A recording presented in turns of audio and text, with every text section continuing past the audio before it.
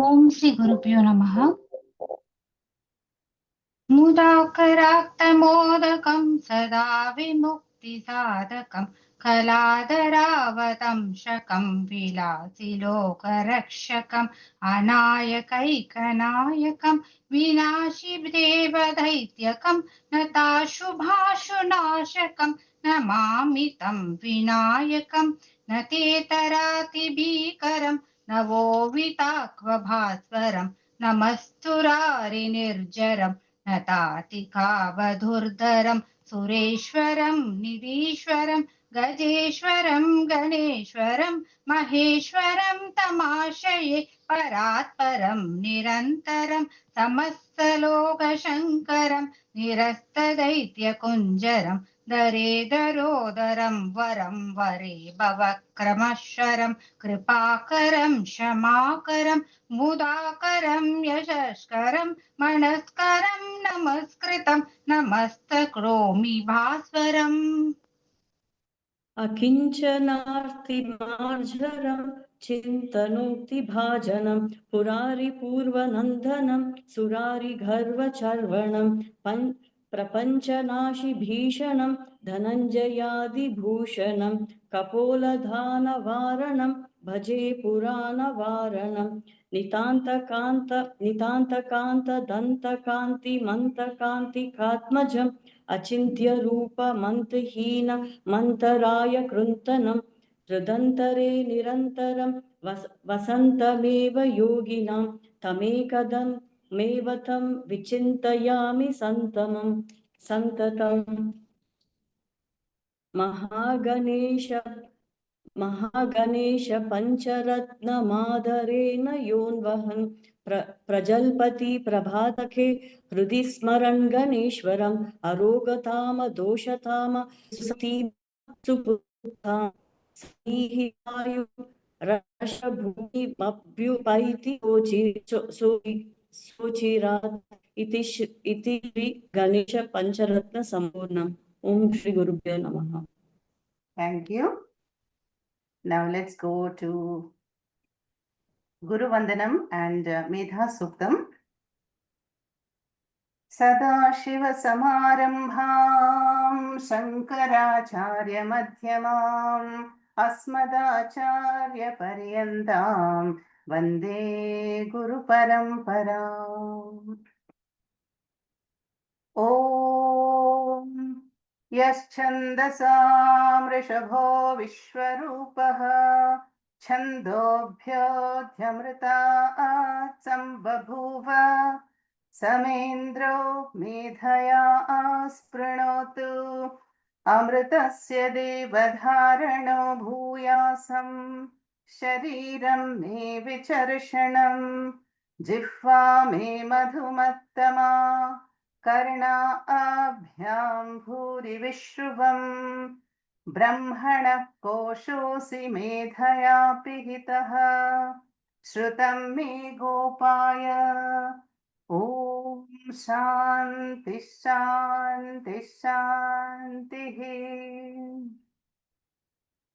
ॐ मेधा देवी जुषमाणा न आगात् विश्वाची भद्रा सुमनस्यमाना त्वया जुष्टानुदमाना दुरुक्तान् बृहद्वदेम विदधे सुवीराः त्वया जुष्टऋषिर्भवति देवि त्वया ब्रह्मा गतश्रीहृतत्वया त्वया जुष्टश्चित्रं विन्दते वसुसानो जुषस्पत्रविणो न मेधे मेधां म इन्द्रो ददातु मेधां देवी सरस्वती मेधां मे अश्विना वुभावा धत्तां पुष्करस्रजा अप्सरासु च या मेधा गन्धर्वेषु च यन्मनः दैवीं मेधा सरस्वती सा मां मेधा जुषताम्। आमा मेधासुरभिर्विश्वरूपा हिरण्यवर्णा जगति जगम्या ऊर्जस्वती पयसा पिन्वमाना सा माम् मेधा सुप्रतीकाजुषन्ताम् मयि मेधां मयि प्रजां मयि अग्निस्तेजो दधातु मयि मेधां मयि प्रजां मयि इन्द्रियं दधातु मयि मेधां मयि प्रजां मयि सूर्यो भ्राजो दधातु ॐ हंस हंसाय विद्महे परमहंसाय धीमहि तन्नो हंसः प्रचोदयात् ॐ शान्ति शान्ति शान्तिः. Now continuing with the Dakshinamurti Stotram. Indra can first repeat after me. We will do it 5 times. Dakshinamurti Bija Mantra. ॐ ह्रीं दक्षिणामूर्तये तुभ्यं वटमूलनिवासिने ध्यानैकनिरताङ्गाय नमो रुद्राय शम्भवे ह्रीं ॐ ॐ ह्रीं दक्षिणामूर्तये तुभ्यं वटमूलनिवासिने ध्यानैकनिरताङ्गाय नमो रुद्राय शम्भवे ह्रीं ॐ ह्रीं दक्षिणामूर्तये तुभ्यं वटमूलनिवासिने ध्यानैकनिरताङ्गाय नमो रुद्राय शम्भवे ह्रीं ॐ ह्रीं दक्षिणामूर्तये तुभ्यं वटमूलनिवासिने ध्यानैकनिरताङ्गाय नमो रुद्राय शम्भवे ह्रीं ॐ ह्रीं दक्षिणामूर्तये तुभ्यं वटमूलनिवासिने ध्यानैकनिरताङ्गाय नमो रुद्राय शम्भवे ह्रीं ॐ ह्रीं दक्षिणामूर्तये तुभ्यं वटमूलनिवासिने ध्यानैकनिरताङ्गाय नमो रुद्राय शम्भवे ह्रीं ॐ ह्रीं दक्षिणामूर्तये तुभ्यं वटमूलनिवासिने ध्यानैकनिरताङ्गाय नमो रुद्राय शम्भवे ह्रीं ॐ ह्रीं दक्षिणामूर्तये तुभ्यं वटमूलनिवासिने ध्यानैकनिरताङ्गाय नमो रुद्राय शम्भवे ह्रीं ॐ ह्रीं दक्षिणामूर्तये तुभ्यं वटमूलनिवासिने ध्यानैकनिरताङ्गाय नमो रुद्राय शम्भवे ह्रीं ॐ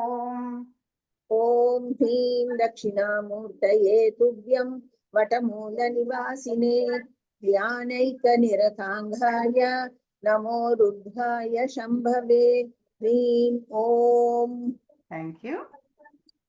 The second mantra. ॐ नमो भगवते दक्षिणामूर्तये मह्यं श्रियं मेधां प्रज्ञां प्रयच्छ स्वाहा ॐ नमो भगवते दक्षिणामूर्तये मह्यं मेधां प्रज्ञां प्रयच्छ स्वाहा ॐ नमो भगवते दक्षिणामूर्तये मह्यं मेधां प्रज्ञां प्रयच्छ स्वाहा ॐ नमो भगवते दक्षिणामूर्तये मह्यं मेधां प्रज्ञां प्रयच्छ स्वाहा ॐ नमो भगवते दक्षिणामूर्तये मह्यं मेधां प्रज्ञां प्रयच्छ स्वाहा ॐ नमो भगवते दक्षिणामूर्तये मह्यं मेधां प्रज्ञां प्रयच्छ स्वाहा ॐ नमो भगवते दक्षिणामूर्तये मह्यं मेधां प्रज्ञां प्रयच्छ स्वाहा ॐ नमो भगवते दक्षिणामूर्तये मह्यं मेधां प्रज्ञां प्रयच्छ स्वाहा। ॐ नमो भगवते दक्षिणामूर्तये मह्यं मेधां प्रज्ञां प्रयच्छ स्वाहा। ॐ नमो भगवते दक्षिणामूर्तये मह्यं मेधां प्रज्ञां प्रयच्छ स्वाहा। Thank you. This mantra has a little variation. Pujya Swamiji would add Shriyam. For most grahastas, Shriyam is wealth, material and spiritual wealth. And you can chant with that word as a mumukshu or with. Both are okay. Now let us move on to the Dakshinamurti Stotram. Okay. Let me first display it.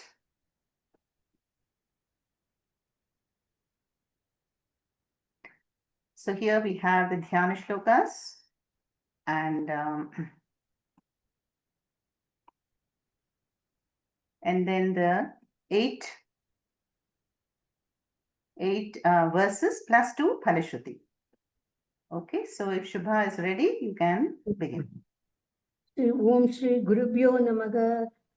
Dakshinamurti Sotram Dhyanam Om Namo Nam Om Namyakyaya Pragita Parabrahma Tattvam Yuvanam Vashishtan Deva Chaturasi Ganaigi Abradam Brahmanishtaigi Acharyendram Karagalita Chinmudram Anandarupam Swatma Ramam Muditavadanam Dakshinamurtimide Vadapidabi Samibe Bhumi Bhage Nishannam Sagala Muni Janana Jnanadadara Marat Tribhuvana Gurumisham Dakshinamurti Devam Janana Marana Dukkacheda Daksham Namami Chitram Badataror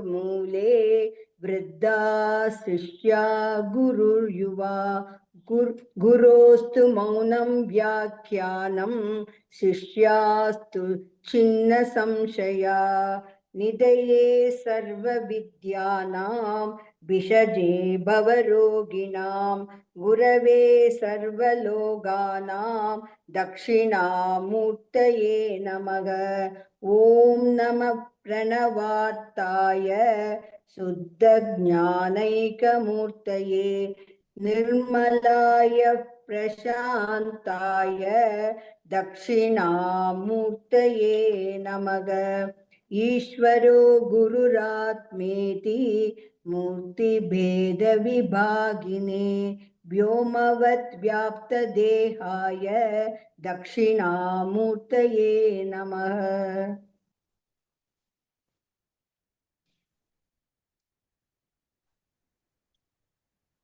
Dakshinamurti ashtakam विश्वं दर्पण दृश्यमान नगरी तुल्यं निजान्तर्गतं पश्यन् आत्मनि मायया बहिरिवोद् भूतं यथा निद्रया यः साक्षात् कुरुते प्रबोध समये स्वात्मानमेवाद्वयम् तस्मै श्री गुरुमूर्तये नम इदं श्री दक्षिणामूर्तये बीजस्यान्तरिवाङ्कुरो जगदिदं प्राङ्निर्विकल्पं पुनः मायाकल्पितदेशकालकलना वैचित्र्यचित्रीकृतम् मायावीव विजृम्भयत्यपि महा योगीव यस्वेच्छया तस्मै श्रीगुरुमूर्तये नम इदं श्रीदक्षिणामूर्तये यस्यैव स्फुरणं सदात्मकमसत् कल्पार्थकं भासते साक्षात् तत्त्वमसीति वेदवचसा यो बोधयत्याश्रितान् यत् साक्षात्करणात् भवेन्न पुनरावृत्तिं भवाम्भोनिधौ तस्मै श्रीगुरुमूर्तये नम इदं श्रीदक्षिणामूर्तये नानाछिद्रघटोदरस्थितमहादीप प्रभाभास्वरम् ज्ञानं यस्य तु चक्षुरादिकरणद्वारा बहिः स्पन्दते जानामीति तमेव भान्तम् अनुभात् ये तत्समस्तं जगत् तस्मै श्रीगुरुमूर्तये नम इदं श्रीदक्षिणामूर्तये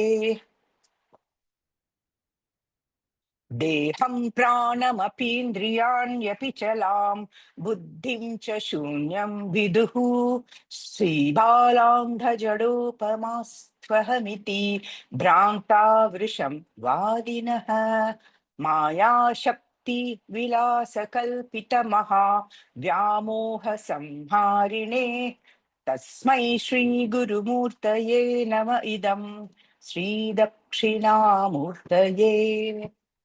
ओम बाहुग्रस्तदिवागरेन्द्रचदृशो माया समच्छाददात् सन्मात्रकरणोपसंहरणदो योगो सुषुप्तः पुमान् प्रागस्वाप्समिति प्रबोधसमये यत्प्रत्ययविज्ञायते तस्मै श्रीगुरुमूर्तये नमैतं श्रीदक्षिणामूर्तये बाल्यादिष्वभिजाग्रदादिषु दता सर्वास्वस्थास्वपि व्यावृद्धास्वनुवर्तमानमहमित् अन्तःस्फुरन्तं सदा स्वात्मानं प्रकटीकरोति भजतां यो मुद्रया भद्रया तस्मै श्रीगुरुमूर्तये नमैतं श्रीदक्षिणामूर्तये विश्वं पश्यति कार्यकारणतया स्वस्वामि सम्पन्ततः शिष्याचार्यतया तथैव पितृपुत्रात् आत्मना भेदतः स्वप्ने जागृति वाय एष पुरुषो माया परिभ्रामितः तस्मै श्रीगुरुमूर्तये नमैतं श्रीदक्षिणामूर्तये पूरं वास्य नलो नीलोम्बरमः नादो हिमांशु पुमान् नित्याबाधि सराशरात्ममिगतं यस्यैव मूर्त्यष्टकम् नान्यत् किञ्चन विद्यते विमृशतां यस्मात् परस्मात् विभो तस्मै श्रीगुरुमूर्तये नमैतं श्रीदक्षिणामूर्तये सर्वात्मत्वमिदस्फुटीकृतमिदं यस्मादमुष्मिं स्तवे तेनास्य श्रवणात् तदर्थमननात् ध्यानात् च सङ्कीर्तनात् सर्वात्मत्वमहाविभूतिसहितं स्यात् ईश्वरत्वं स्वतः सिद्ध्येतत् पुनरष्टधा परिणतं शैश्वर्यमव्याहतम्।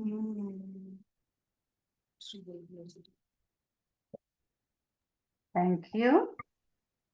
Now let's move on to the Viveka Chudamani verses 1 to 30.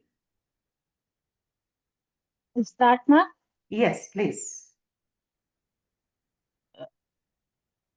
सर्ववेदान्तसिद्धान्त गोचरं तमगोचरं गोविन्दं परमानन्दं सद्गुरुं प्रणतोऽस्म्यहम् जन्तूनां नरजन्म दुर्बलमतः पुंसं ततो विप्रता तस्माद्वैदिकधर्ममार्गपरता विद्वत्मस्मात् परम् आत्मानत्वविवेचनं स्वनुभवो ब्रह्मात्मना संस्थितिः मुक्तिर्नो शतजन्मकोटिसुहृदैः पुण्यैर्विना लभ्यते दुर्लभं त्रयमेवैतत् दैवानुग्रहेतुकम् मनुष्यत्वं मुमुक्षुत्वं महापुरुषसंश्रयः लब्ध्वा कदाचित् नरजन्म दुर्लभं तत्रापि पुंसं श्रुतिपारदर्शनं यस्वात्ममुक्तौ न यतेत मूढधीः स ह्यात्महास्वं विनिहन्य सत्ग्रहात्। इतः कोऽन्वस्ति मूढात्मा यस्तु स्वार्थे प्रमाद्यति दुर्लभं मानुषं देहं प्राप्य तत्रापि पौरुषम्। वदन्तु शास्त्राणि यजन्तु देवान् कुर्वन्तु कर्माणि भजन्तु देवताः आत्मैक्यबोधेन विना विमुक्तिः न सिद्ध्यति ब्रह्मशतान्तरेऽपि अमृतत्वस्य नाशास्ति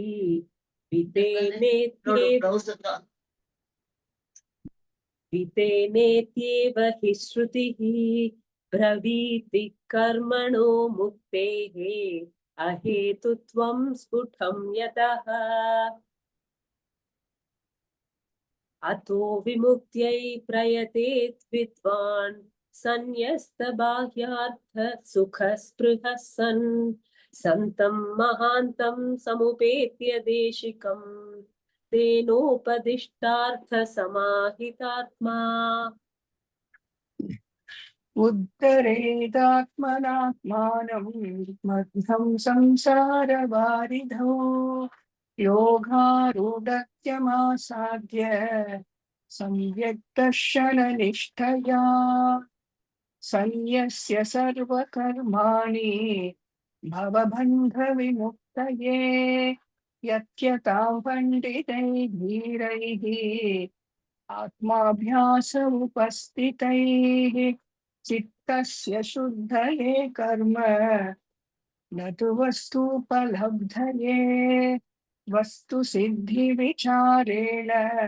न किञ्चित् कर्म कोटिभिः सम्यक् विचारतः सिद्धा रज्जुतत्वावधारणा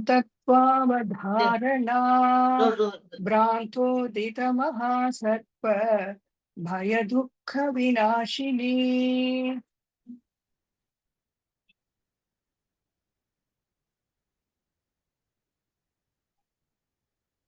ओम अम्मा अर्थस्य निश्चयो दृष्टः विचारेण हितोक्तितः न स्नानेन न दानेन प्राणायामशक्तेन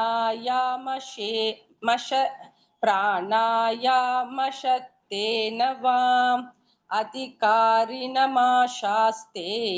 फलसिद्धिर्विशेषतः उपायादेशकालाद्याः सन्न्यस्मिन् सहकारिणः अतो विचारः कर्तव्यः जिज्ञासोरात्मवस्तुनः समासाद्य दया सिन्धुं गुरुं ब्रह्मविदुत्तमम् मेधावी पुरुषो विद्वान् ऊहापोह विचक्षणः अधिकार्यात्मविद्याया मुक्तलक्षणलक्षितः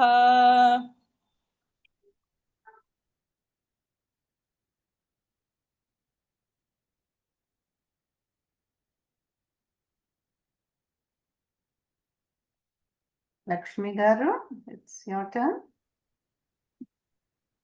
Lakshmi Garu, you were muted. Please For start me, it. it was 21 to 24, you said, Amma. That's why I was making. Oh, sorry. Then Can you I will read this, no problem. Okay.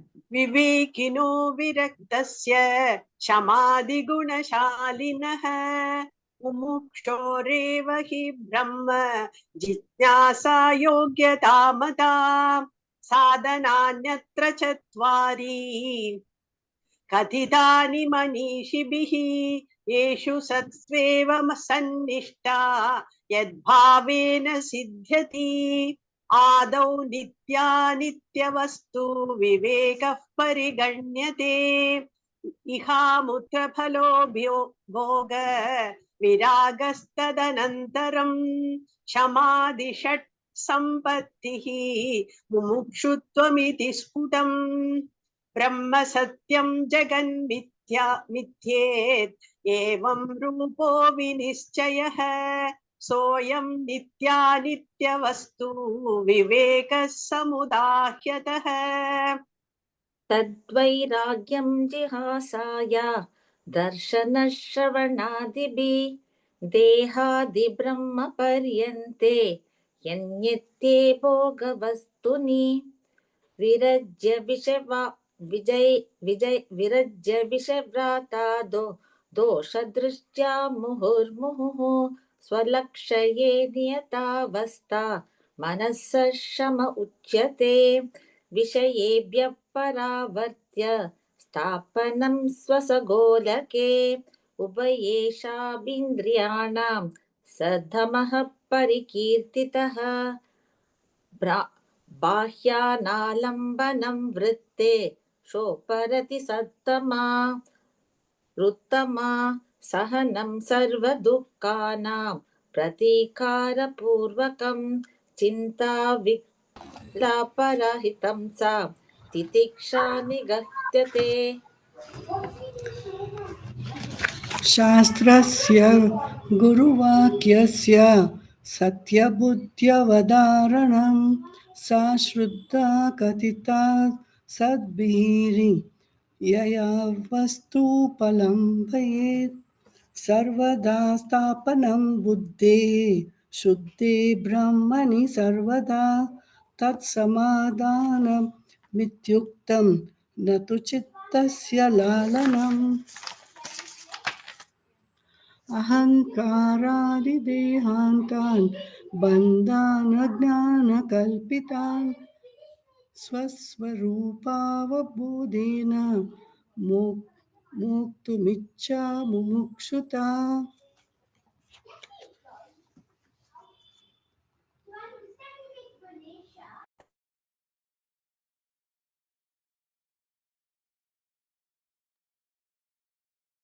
Vijaya, are you okay to do this?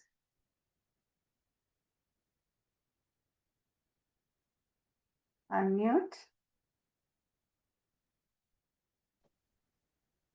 मन्दमध्यमरूपापि वैराग्येन समाधिना प्रसादेन गुरो सेयं प्रवृत्ता सूयते फलम् वैराग्यं च मुमुक्षुत्वं तीव्रं यस्य तु विद्यते तस्मिन्नेवार्तिबन्धः फलवन्तः समादयः एतयोर्मन्दता यत्र विरक्तत्वमुमुक्षयो मरौ सलिलवत्तत्र समाधेर्बाणमात्रदा.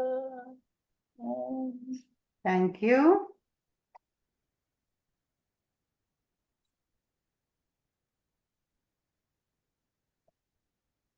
Now we will move to the beautiful stotram Kamalaja Daitashtakam, and this has 8 verses and the long meter again.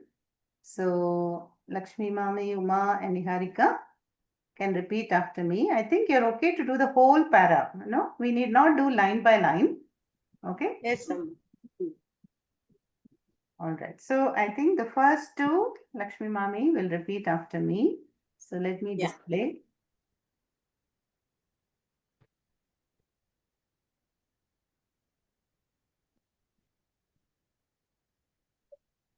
So this is the Acharya, Sringeri Acharya, who has composed this stotram of 8 verses.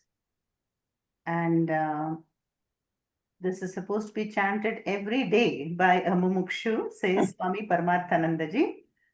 And it is an invocation for the Devi Kripa, Saraswati Devi Kripa, and very beautifully asking for the purity of the mind and this precious knowledge.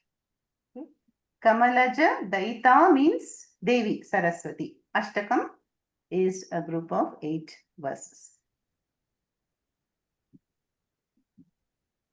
Shringakshma Bhrannivase Shukhamukha Munibhis Sevyamana Padme Swangachaya Vidhuta Mritakara Surarad Vahane Vaksavitri Shambhu Srinatha Mukhya Maravaranikarayir Modata Pujamane Vidyam Shuddhan cha buddhim Kamalajadaite Sattvaram dehi mahyam. शिङ्गक्ष्मा बृन्निवासे सुखमुखमुनिभिः सेव्यमानाङ्कृपद्मे स्वाङ्गच्छाया विदूतामृतकरसुरराङ् वाहने वाक्सवित्री शम्भुश्रीनाथ मुख्यामरवरनिकरैः मोददः पूज्यमाने विद्यां शुद्धां च बुद्धिं कमलजदयिते सत्वरं देहि मह्यम्।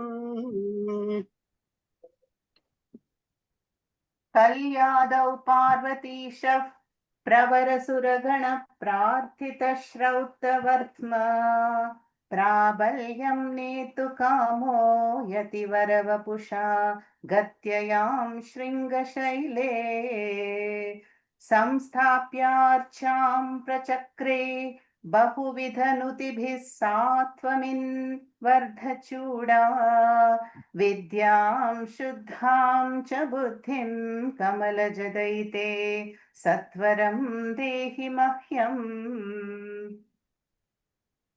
कल्यादौ पार्वतीशः प्रवरसुरगण प्रार्थितश्रोतवर्त्मा प्राबल्यं नेतु कामो यतिवरवपुषा गत्ययां शृङ्गशैले संस्थाप्यार्चां प्रचक्रे बहुविधनुतिभिः सात्वमिन्दद्वर्धचूडा विद्यां शुद्धां च बुद्धिं कमलजदयिते सत्वरं देहि मह्यम्। पापौघं ध्वंसयित्वा बहुजनिरचितं किञ्च पुण्यालिमारात् सम्पाद्यास्तिक्य बुद्धिं श्रुतिगुरुवचनेष्वादरं भक्तिदार्ढ्यम् देवाचार्यद्विजादिष्वपि मनुनिवहे तावकीने नितान्तम् विद्यां शुद्धां च बुद्धिं कमलजदयिते सत्वरं देहि मह्यम्। पापौघं त्वंसयित्वा बहुजनिरचितं किञ्च पुण्यालिमारात् सम्पाद्यास्तिक्य बुद्धिं श्रुतिगुरुवचनेष्वादरं भक्तिदार्ढ्यम् देवाचार्यद्विजादिष्वपि मनुनिवहे तावकीने नितान्तं विद्यां शुद्धां च बुद्धिं कमलजदयिते सत्वरं देहि मह्यम्।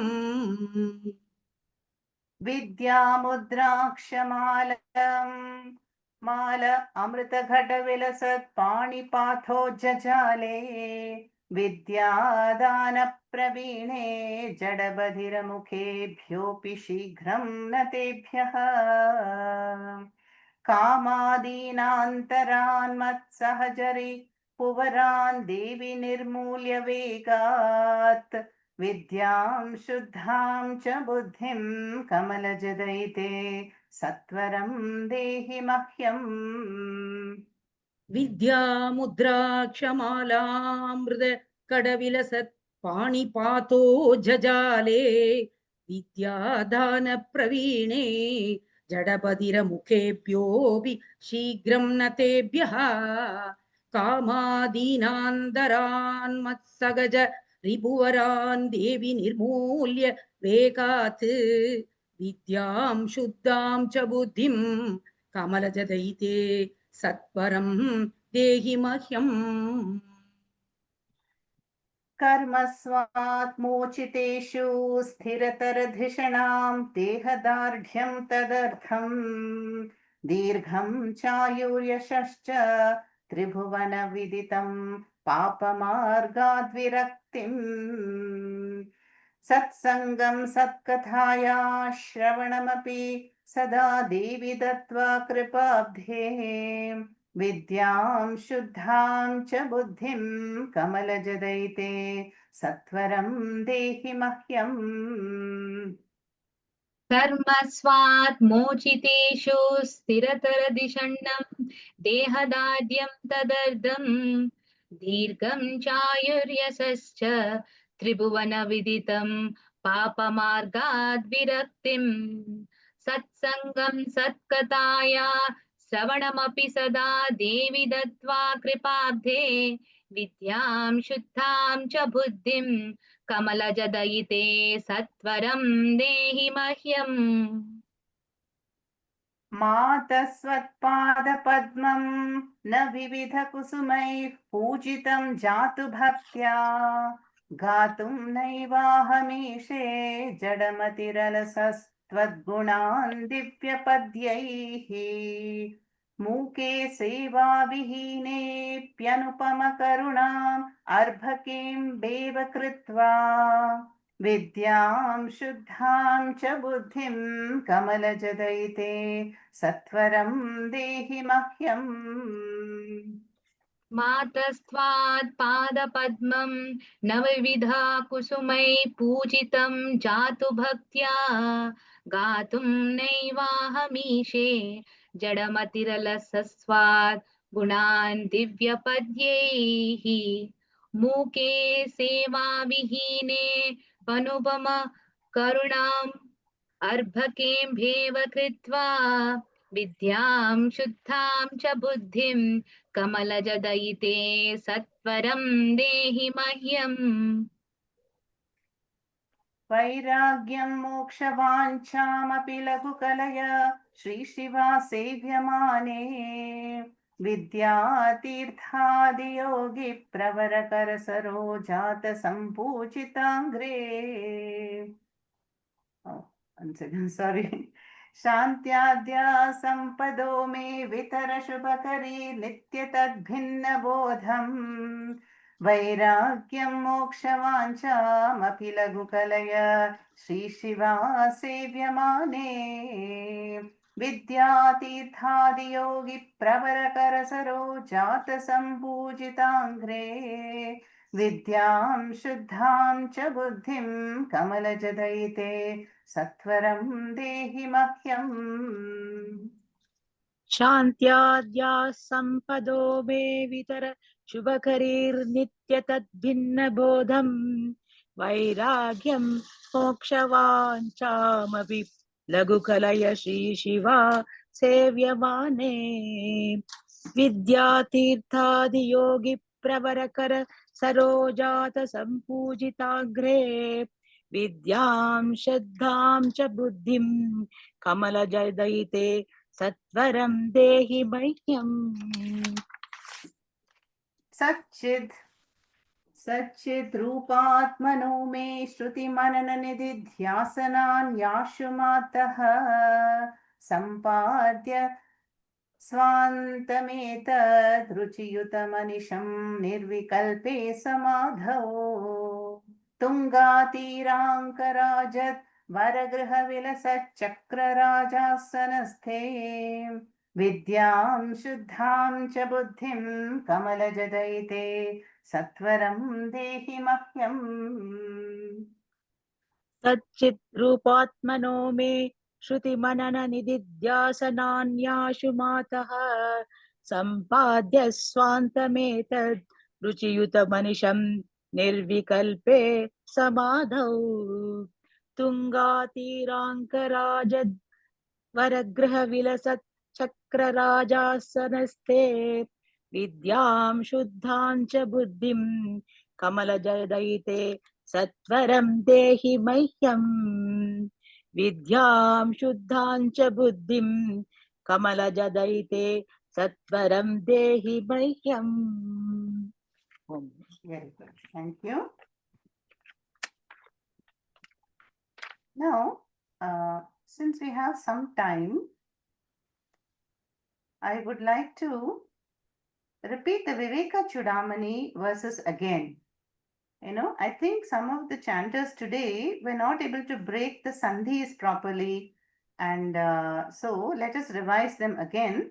So what I will do, I will have Lakshmi Mami repeat after me, and all the others can chant in their muted spaces. Okay. So it is also not easy because the meter changes from, sometimes Anushtup, sometimes Trishtup. Yeah. So now you can all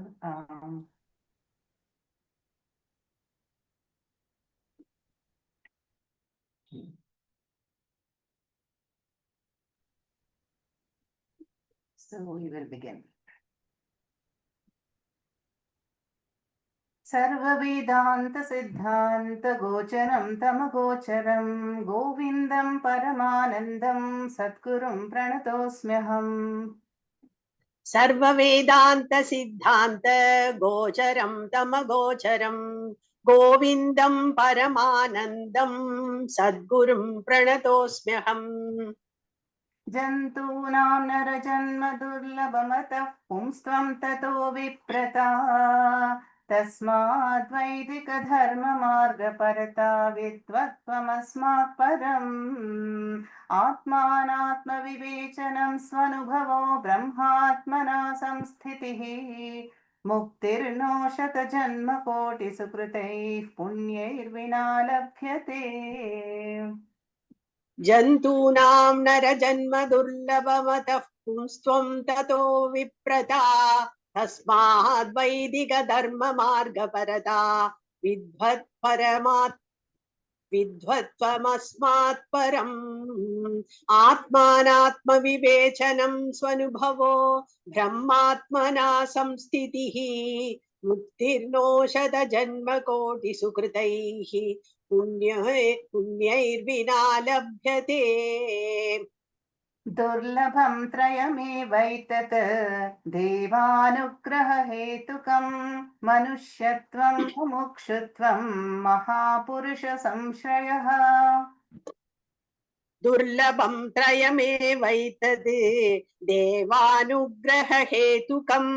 मनुष्यत्वं मुमुक्षुत्वं महापुरुषसंश्रयः लब्ध्वा कथञ्चिन्नरजन्म दुर्लभं तत्रापि पुंस्त्वं श्रुतिपारदर्शनं यस्त्वात्ममुक्तौ नयतेत मूढधीः स ह्यात्मः स्वं विनिहन्त्य सद्ग्रहात् लब्ध्वा कथञ्चिन्नरजन्म दुर्लभं तत्रापि पुंस्त्वं श्रुतिपारदर्शनं यस्त्वात्ममुक्तौ नयतेत मूढधीः स ह्यात्मः स्वं विनिहन्त्य सद्ग्रहात् इतः कोऽन्वस्ति मूढात्मा यस्तु स्वार्थे प्रमाद्यते दुर्लभं मानुषं देहं प्राप्य तत्रापि पौरुषम् इतः कोऽन्यस्ति मूढात्मा यस्तु स्वार्थे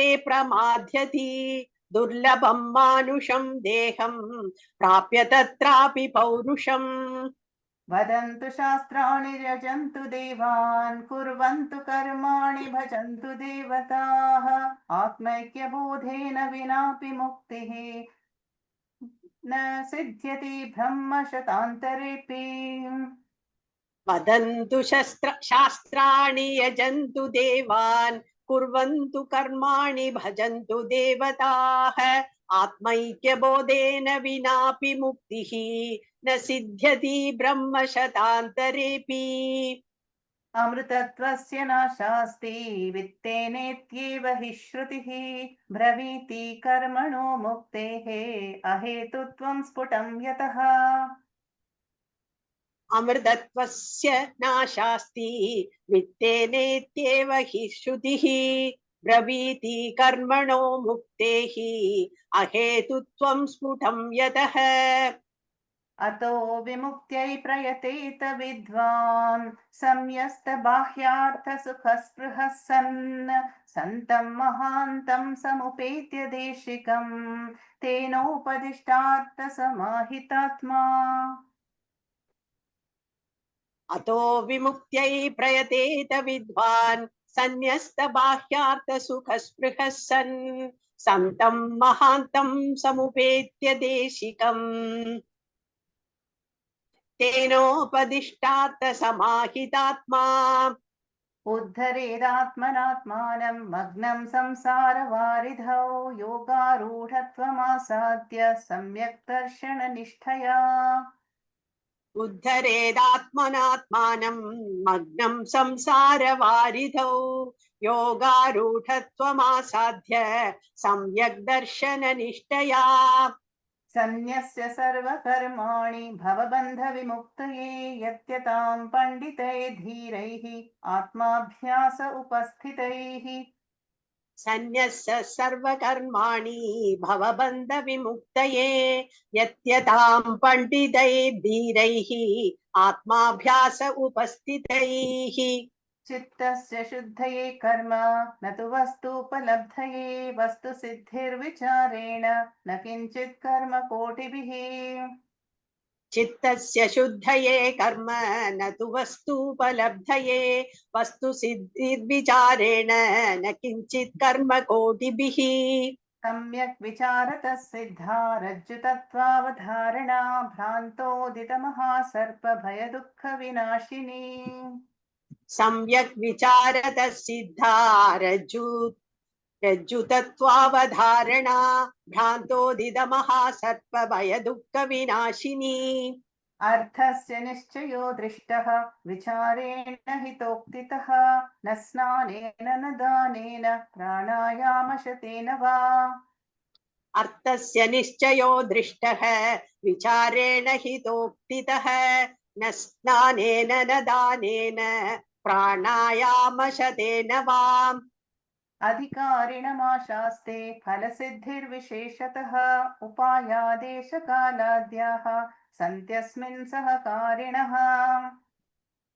अधिकारिणमशास्ते फलसिद्धिर्विशेषतः उपायादेशकालाद्याः सन्तस्मिन् सहकारिणः अतो विचारः कर्तव्यः जिज्ञासोरात्मवस्तुनः समासाद्य दया सिन्धुं गुरुं ब्रह्मविदुत्तमम् अतो विचारः कर्तव्यः जिज्ञासोरात्मवस्तुनः समासाद्य दया सिन्धुं गुरुं ब्रह्मविदुत्तमम् मेधावी पुरुषो विद्वान् ऊहापोह विचक्षणः अधिकार्यात्मविद्यायाम् उक्तलक्षणलक्षितः मेधावी पुरुषो विद्वान् ऊहापोह विचक्षणः अधिकार्यात्मविद्यायाम् उक्तलक्षणलक्षितः विवेकिनो विरक्तस्य शमादिगुणशालिनः मुमुक्षोरेव हि ब्रह्म जिज्ञासा योग्यता मता विवेकिनो विरक्तस्य शमादिगुणशालिनः मुमुक्षेरेव हि ब्रह्म जिज्ञासा योग्यता मता साधनान्यत्र चत्वारि कथितानि मनीषिभिः येषु सत्स्वेव सन्निष्ठा यदभावेन सिद्ध्यति साधनान्यत्र चत्वारि कथितानि मनीषिभिः येषु सत्स्वेव सन्निष्ठा यदभावेन सिद्ध्यति आदौ नित्यानित्यवस्तु विवेकः परिगण्यते इहामुत्र फलभोगविरागस्तदनन्तरं शमादिषट्कसम्पत्तिः मुमुक्षुत्वमिति स्फुटम् आदौ नित्यानित्यवस्तु विवेकः परिगण्यते इहामुत्र फलो भोगविरागस्तदनन्तरं शमादिषट्सम्पत्तिः मुमुक्षुत्वमिति स्फुटम् ब्रह्म सत्यं जगन्मिथ्या इत्येवं रूपो विनिश्चयः सोऽयं नित्यानित्यवस्तु विवेकः समुदाहृतः ब्रह्म सत्यं जगन्मिथ्या इत्येवं रूपो विनिश्चयः सोऽयं नित्यानित्यवस्तु विवेकः समुदाहृतः तद्वैराग्यं जिहासाया दर्शनश्रवणादिभिः देहादिब्रह्मपर्यन्ते ह्यनित्ये भोगवस्तुनि तद्वैराग्यं जिहासाया दर्शनश्रवणादिभिः देहादिब्रह्मपर्यन्ते ह्यनित्ये भोगवस्तुनि विरज्य विषयव्रातात् दोषदृष्ट्या मुहुर्मुहुः स्वलक्ष्ये नियतावस्था मनसः शम उच्यते विरज्य विषयव्रातात् दोषदृष्ट्या मुहुर्मुहुः स्वलक्ष्ये नियतावस्था मनसः शम उच्यते विषयेभ्यः परावर्त्य स्थापनं स्वस्वगोलके उभयेषामिन्द्रियाणां सदमः परिकीर्तितः विषयेभ्यः परावर्त्य स्थापनं स्वस्वगोलके उभयेषामिन्द्रियाणां सदमः परिकीर्तितः बाह्यानालम्बनं वृत्तेः एषोपरतिरुत्तमा बाह्यानालम्बनं वृत्तेः एषोपरतिरुत्तमा सहनं सर्वदुःखानाम् अप्रतीकारपूर्वकं चिन्ताविलापरहितं सा तितिक्षा निगद्यते सहनं सर्वदुःखानाम् अप्रतीकारपूर्वकं चिन्ताविलापरहितं सा तितिक्षा निगद्यते शास्त्रस्य गुरुवाक्यस्य सत्यबुद्ध्यवधारणं सा श्रद्धा कथिता सद्भिः यया वस्तूपलभ्यते शास्त्रस्य गुरुवाक्यस्य सत्यबुद्धावधारणं सा श्रद्धा कथिता सद्भिः यया वस्तूपलभ्यते सर्वदा स्थापनं बुद्धेः शुद्धे ब्रह्मणि सर्वदा तत्समाधानमित्युक्तं न तु चित्तस्य लालनम् सर्वदा स्थापनं बुद्धेः शुद्धे ब्रह्मणि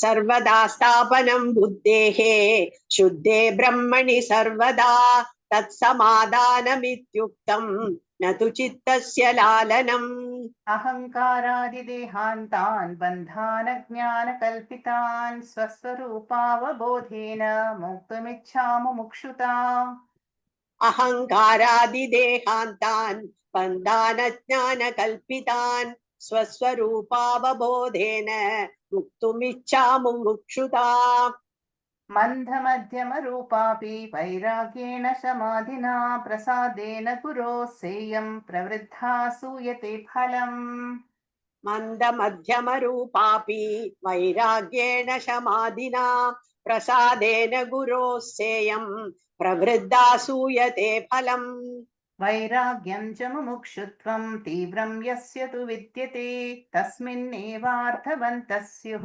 फलवन्तः शमादयः वैराग्यं च मुमुक्षुत्वं तीव्रं यस्य तु विद्यते तस्मिन्निवार्थवन्तः स्युः फलवन्तः शमादयः एतयोर्मन्दता यत्र विरक्तत्वमुमुक्षयोः मरौ सलिलवत्तत्र शमादेर्भानमात्रता एतयोर्मन्दता यत्र विरक्तत्वमुमुक्षयोः मरौ सलिलवत्तस्त्र शमोदेर्भानमात्रता Thank you. Om Purnamadah Purnamidam Purnat Purnamudachyate Purnasya Purnamadaya Purnamevavashishyate Om Shanti Shanti Shanti Harihi Om Shri Gurubhyo Namaha Harihi Om